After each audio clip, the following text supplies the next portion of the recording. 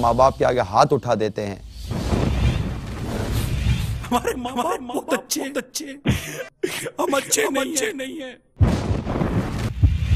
अल्लाह ताला की लाठी जो है ना, जिन्होंने इनको यहाँ दाखिल करवाया है वो ये भी सोचेंगे कल उनका भी बुढ़ापा आएगा। या दो माँ बाप भी संभलते आप लोगों से।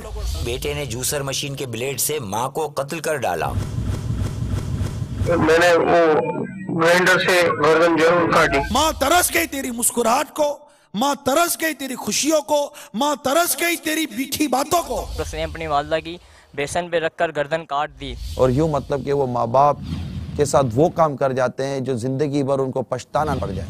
जब मैंने खबर पड़ी कि बेटे ने माँ को कत्ल कर दिया तो मैं खाली पढ़कर अफसोस करता रहूं, मैं इसको रोकने की कोई अपने तौर पर कोशिश ना करूं। सुबह से लेकर रात हो गई, हम सो गए, पूरा दिन गुजर गया, आपने दुनिया के बहुत सारे काम किए, नहीं किया तो मेरे रब के कलाम की तिलावत नहीं किया। अरे कहीं बैठकर वजू का तरीका भी सीखा।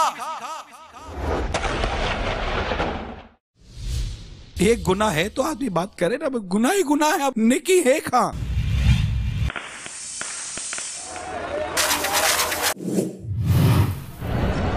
कचरे के ढेर पर फेंका गया नौमौलूद। आपके हाथ नहीं कांपते, सीने में दिल नहीं, क्या पत्थर है?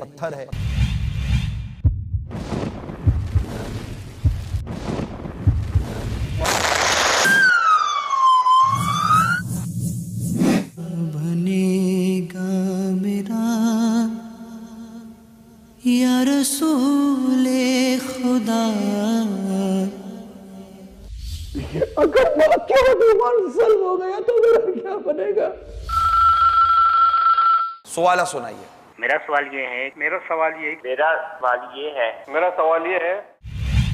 16 फरवरी बरोज इतवार दोपहर 2:26 पर बराह रास्त सिलसिला मदनी मुकालमा, जिसका मौजू है ऐसा क्यों होता है। सल्लू अलल हबीब सल्लल्लाहु तआला अला मुहम्मद। मुझे अपनी और सारी दुनिया के लोगों की इस्लाह की कोशिश करनी है।